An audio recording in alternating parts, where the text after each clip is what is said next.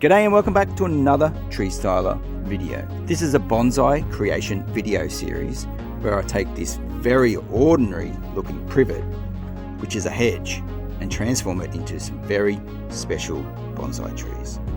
This is part one. Getting a good feel of that trunk, it's pretty big.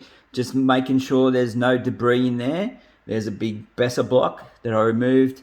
Just having a look, sizing up what I'm about to do, hoping that I can get these things out. I identified them early as a privet. Here I am, just adjusting the camera angle, getting my tools out, about to get into it. All right, the mattock is the first tool of choice, digging down. First brick, one of many to come. At one stage, there must have been an old brick fence here because I just keep finding bricks, which on one hand made it hard because I couldn't get the mattock through, but also made it quite easy because once I pulled them out, it kind of opened up the roots of the trees. All right, making my first cut on a root. I'll try and make my way all the way around. Look, I'm not knowing what I'm up against here. It could be horrible. It could be frustrating. At this point, I just don't know.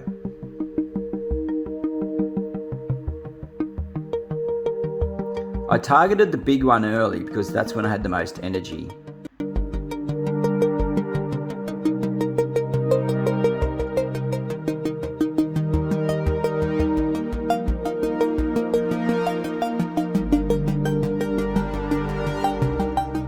Now with privets, I do know that they're pretty hardy and they will basically root from a cutting.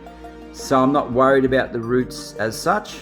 I'm just trying to get it out. Here we go. It's hot. It's hot. I have a little breather. I don't think we've been going 5 minutes and I'm already starting to feel it. Drink of water. And a coffee. Cappuccino. Paul. That's mine. Back into it. Chopping these roots up. Trying to get down. It's a shame that shadow is right in the way, but I couldn't help it. I didn't realise, and I wasn't very good at filming back then, but that shadow is just distracting. I would like it not to be there, but hey, that's life. Did you see that? A little bit of movement there of the trunk. That's a good thing. Back into it. Rip into it with the big one.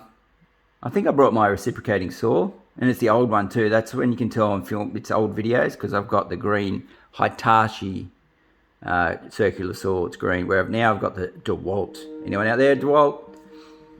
Hit me up. Here we go.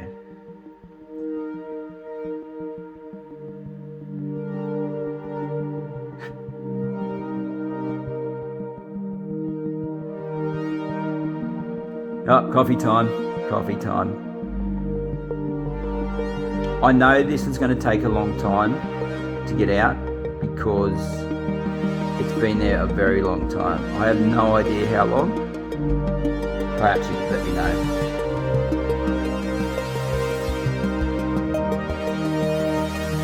A little bit of movement there, a little bit of wobble, which is good. At this stage, I'm feeling confident that it's going to come out. So I'm moving along the hedge now, just making a bit of room so I can dig, so there's no branches in the way.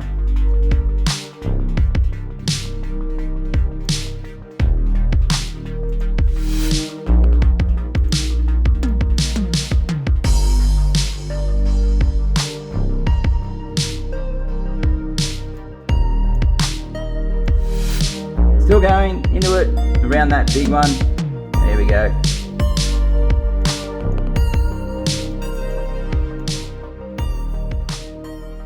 All right, while we're at it, let's talk a little bit about privet. Privet's a common name. I'm not sure how to pronounce this. Ligustrum genus. There's about 50 species, both deciduous and evergreen.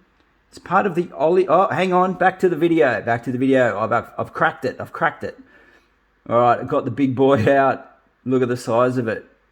Surprisingly, I'm pretty happy with myself. Have a little rest. Bit of playing up for the camera there. That surprised the absolute crap out of me. I thought I was going to be digging for a very long time. I don't even know how long that's been. I'll have to check the footage again. Pretty sure it's around the 5 minute mark, which is pretty good to get something of that size. The roots were not all that long, which is probably, I know the roots of the privet do stretch out. Back to a little bit more about privet. Did I say it's part of the olive family? Yes.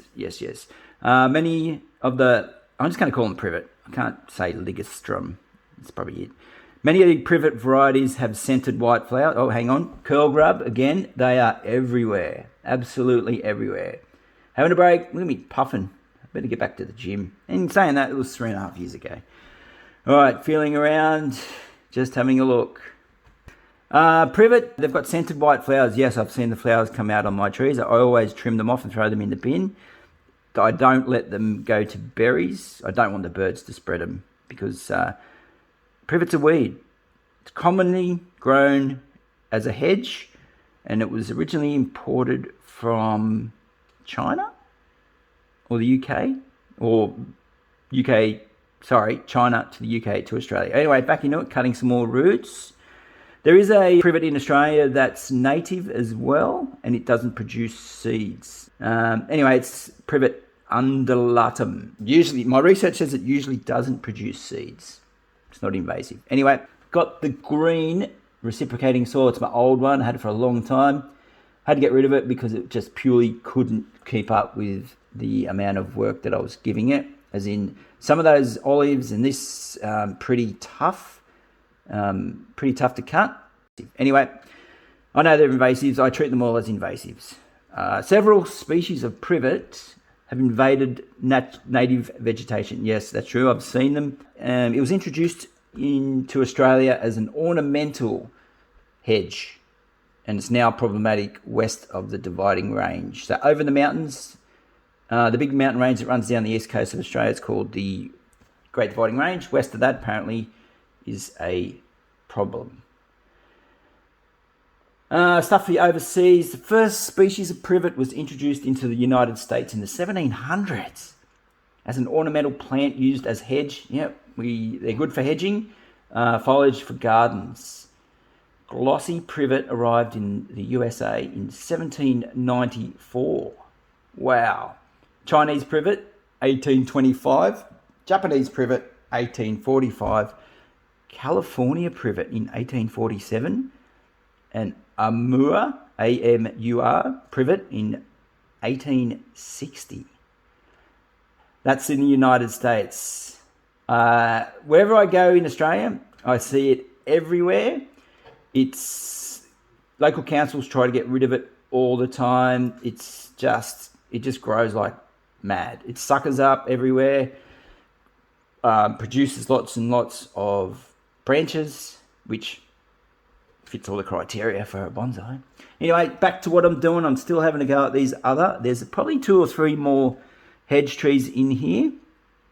Not as big as the other one, of course. There's the big main trunk that I've already collected. So now I'm working on, I think I always go biggest to smallest, because I know my energy will drop, unless I have another coffee, of course. Anyway, not the best view of my butt, but anyway, you can see what I'm doing. I'll fast forward bits of this process that are not required. Anyway, all right, that's enough about privet, about the history and all that stuff. All I know is it just responds well to all the techniques for bonsai, and they look absolutely amazing. They grow super fast, and they're very easy to look after. But bear in mind, you just got to keep an eye on them. They just grow like absolute weeds. Back to the video.